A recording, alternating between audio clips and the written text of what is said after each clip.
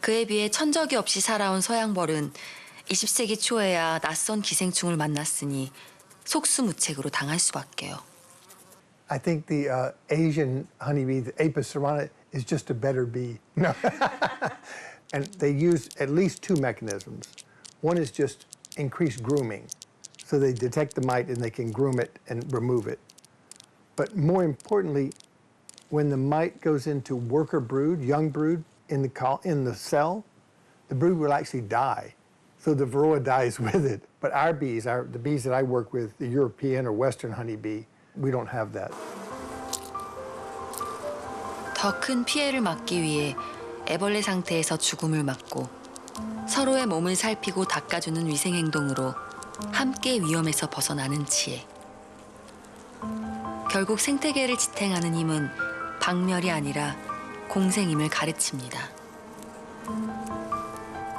인류의 큰 숙제로 남겨진 꿀벌의 감소를 막는 해법 역시 다시 생각해야 할 때입니다.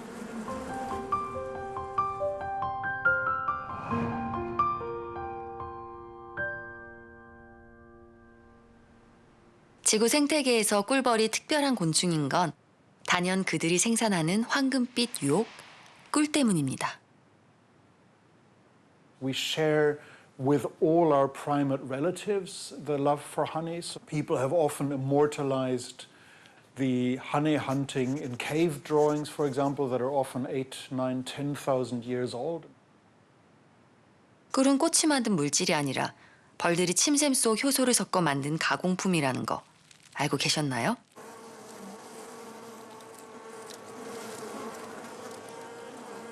그들은 자기 몸을 꿀 생산 공장으로 만드는데요. 꿀주머니에서 꽃꿀을 뱉으면 어린 벌들이 그것을 다시 흡입하여 침샘의 효소와 섞는 과정을 거칩니다.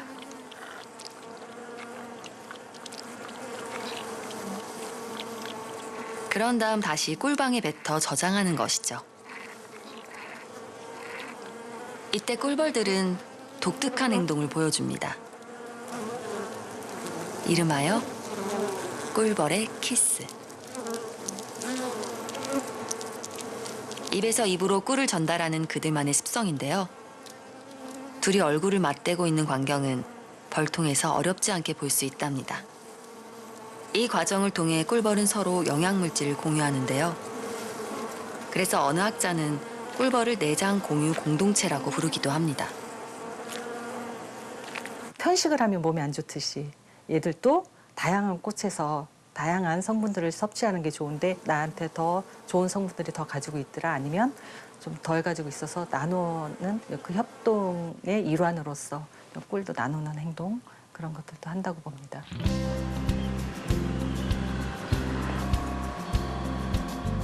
경희대학교 유전생명공학과의 김기영 교수는 벌의 장내 미생물을 연구하고 있습니다.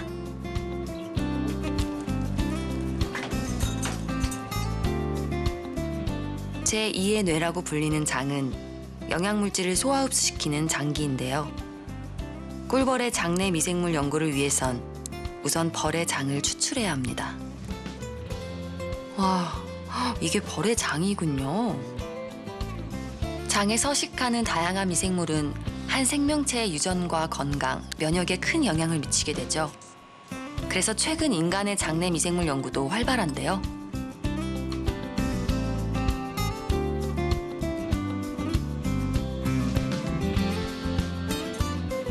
이 연구실에선 꿀벌이 꿀을 교환하는 행위가 장내 미생물 구성에 어떤 영향을 주는지를 연구하고 있습니다. 특히 개별이 아닌 봉군마다의 미생물 구성비의 차이가 있는지 그 점을 관찰하는 실험인데요. 서로 다른 지역의 양봉장에서 가져온 벌의 장내 미생물을 배양했습니다.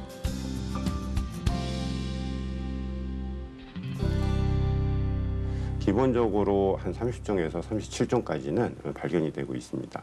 면역 체계를 갖다가 왕성하게 해준다든지 아니면은 사회적인 커뮤니케이션에 영향을 준다든지 꿀벌의 발달에 영향을 준다든지 여러 가지의 영향을 줄 수가 있습니다.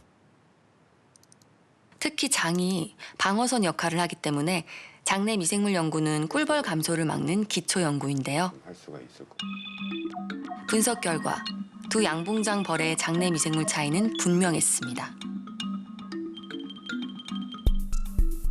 A 양봉장 벌들은 미생물을 다양하게 가지고 있는 반면 B 양봉장 벌들은 미생물 종류도 박약하고 꿀벌에게 좋지 않은 미생물도 더 많이 갖고 있었습니다.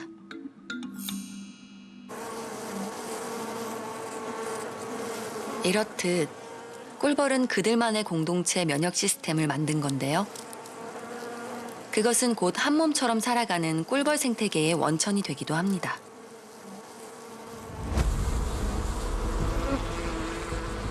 한 공동체를 지키는 꿀벌이 가진 또 다른 힘은 외부의 적에 맞서는 공격성입니다.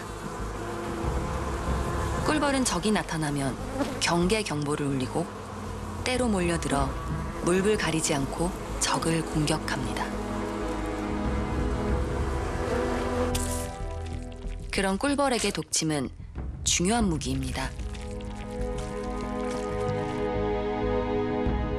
꿀벌은 적의 몸에 침을 꽂으며 페로몬을 방출해 동료들에게 경계 경보를 보냅니다.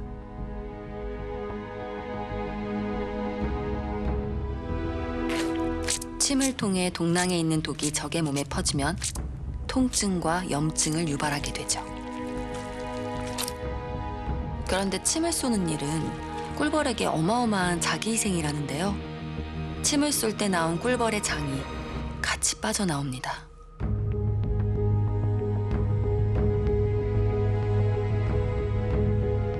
자기 봉군을 위해 공격수로 나선 꿀벌은 상대를 죽이기 위해 죽음을 불사하는 겁니다. 모두를 위해 자기를 희생하는 건 꿀벌의 가장 큰 특징입니다. 진화한 이유는 아마 포유류가 대상이었을 것 같아요. 아마 곰이라든지 이 꿀을 먹고자 하는 것들, 자기들이 위험에 처했을 때 그 상대방의 침을 쏘아서 마비를 시킨다든지 죽일 수 있게 하기 위해서 만든 물질이 바로 봉독이고, 이 일벌의 생식 자궁이 퇴화를 하고 동낭으로 진화를 했다고 보시면 됩니다. 전체를 위해 희생하고 협동하는 꿀벌의 행위 중 하나는 열공전술. 침입한 장수 말벌에 때로 몰려들어 열을 46도까지 올려 쪄 죽이는 공격 행위입니다.